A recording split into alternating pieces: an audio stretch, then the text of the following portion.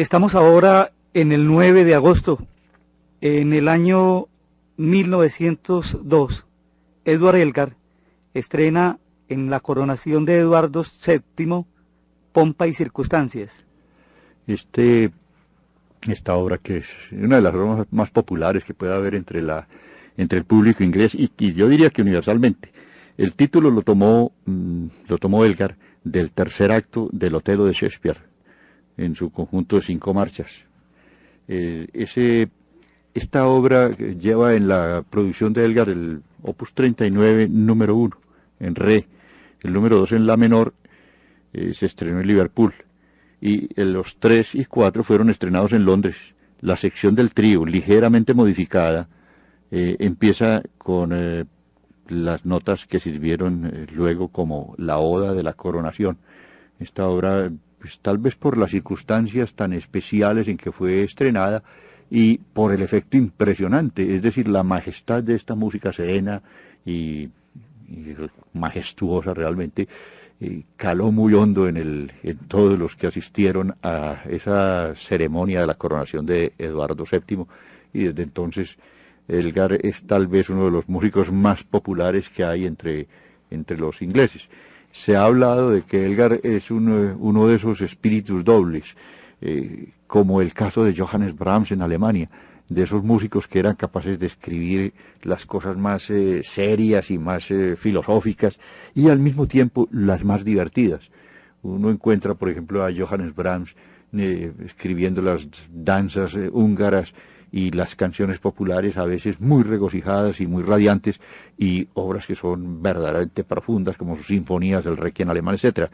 Lo mismo ocurre con Edward Elgar, quien en cierta forma tiene una faceta que es la del músico profundamente serio, que es el de la música de cámara, y también un músico muy divertido, que era el que hacía música para películas y el que hacía obras de mucha, pues, de ligeras y agradables y fáciles de oír, como es el caso de estas pompas y circunstancias, que sin ser música fácil, son música muy agradable de oír. Vamos a presentar esta marcha de Pompa y Circunstancias de Edward Elgar, compuesta el 9 de agosto de 1902.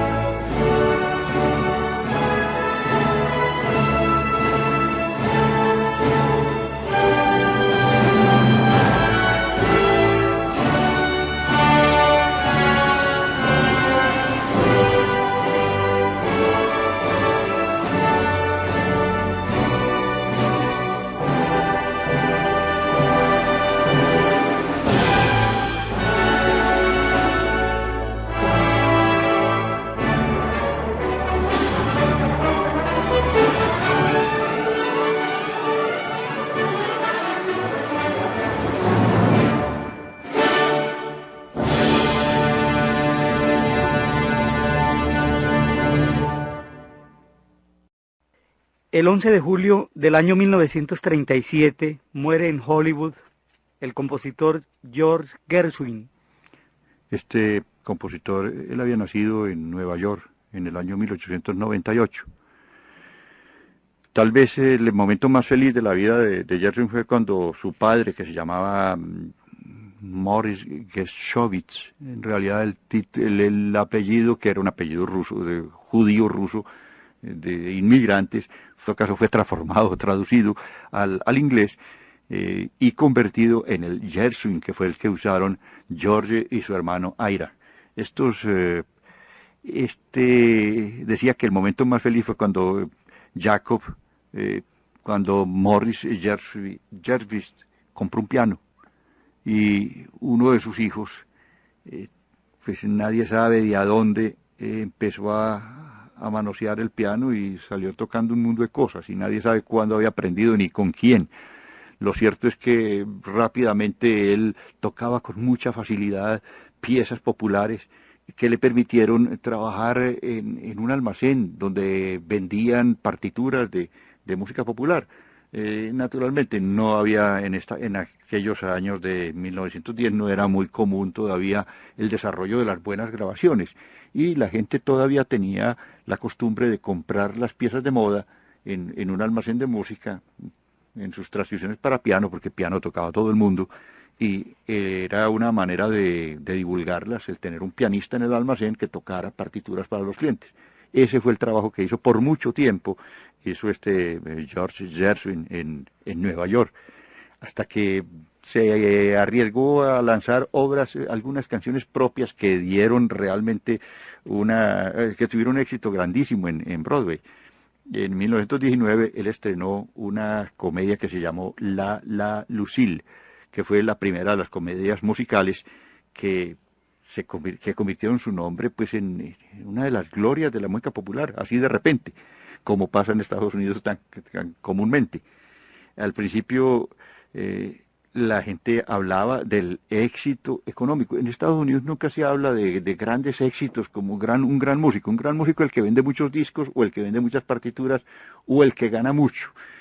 Total que este músico se mantuvo pues en unos éxitos grandiosos de ventas y las presentaciones de sus comedias, OK, el ritmo fascinante, La mujer que amo, es decir, todas estas comedias fueron creciendo el nombre de Gershwin hasta las nubes. En el año 1924 remata con una obra que es verdaderamente notable y genial, que es La Rapsodia en Blue. Esta obra tiene dos méritos, y yo creo que dos autores. Gershwin por una parte, y el orquestador, que fue Fer Groffé, el autor de La suite del Gran Cañón. Exacto, que es un genio de la instrumentación. Sin embargo, este señor se la pasaba tocando para una orquestica y hacía instrumentaciones ahí para el que las pedía y se las pagara. Esta circunstancia hace que Groffé deba ser reconocido como uno de los geniales instrumentadores, porque la Rapsodia en Blue tiene uno de los efectos más bellamente originales que se hayan logrado en la música. El glissando del clarinete no se podía hacer hasta que él demostró que sí se podía hacer y que era lo que él necesitaba hacer en la Rapsodia en Blue. Esta obra en realidad lo lleva a una gloria ya universal. Es una de esas obras que populariza en todo el mundo. Pero a Gershwin lo atormentó toda la vida su carencia de conocimientos musicales. A él lo maltrataba mucho, que no sabía qué era armonía. Él hacía obras y componía cosas de una gran originalidad, pero él no tenía conocimientos teóricos. Él no sabía qué era una imitación, qué era un concierto, qué era una forma. Y sin embargo, así se las manejó. Cuando él fue a París, fue donde el señor Ravel. Y Ravel, pues, que era cortante como buen francés y como tipo muy inteligente, le dijo: bueno, señor Gershwin, ¿y usted qué prefiere? ¿Ser el primer Gershwin o el segundo Ravel? Ya no se habló más de esa cosa.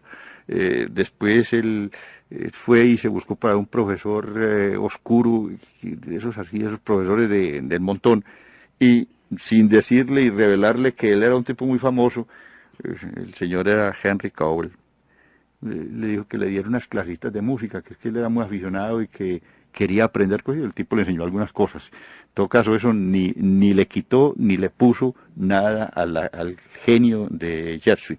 Después remató con una obra que de todas maneras es una obra genial, que es la ópera Porgy and Bess, que es una obra escrita sobre temas negros y que fue uno de los triunfos más clamorosos, pero que ya no pudo disfrutar.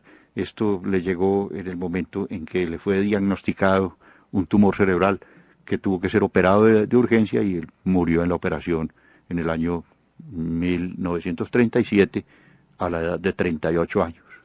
Maestro, lo que hablábamos ahora, haciendo la referencia de Henry Wieniawski, que normalmente uno se apega mucho a unos pocos compositores. Lo mismo ocurre, digamos, con la obra de George Gershwin, y uno se limita de pronto a oír la Rapsodia en Blue, y poco de ahí no sale uno de la música de Gershwin. Sin embargo, en la preparación de este programa encontramos su concierto para piano y orquesta, el concierto en Fa, que tiene uno de los momentos espectaculares, en opinión, de la música, el allegro agitato de este concierto, el tercer movimiento. Pero hay una cosa que valdría la pena decirla sobre ese concierto, es decir, la solicitud que se le hace a Gershwin de escribir un concierto para piano, y sobre todo el segundo, porque el primero fue una ocurrencia. Es decir, él no tenía conocimiento de qué era la forma de concierto.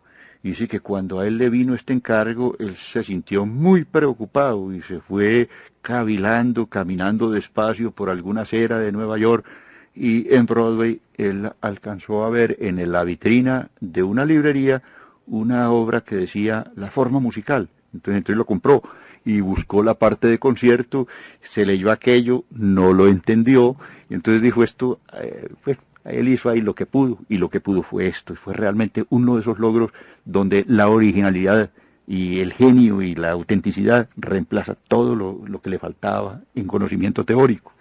Bueno, entonces, como forma de ampliar el horizonte de la música, que no se limite a unos pocos compositores, invitamos a nuestros oyentes a disfrutar de esta nueva impresión de la música que nos presenta George Gershwin en ese concierto número 2 para piano y orquesta, en su tercer movimiento, su allegro agitato.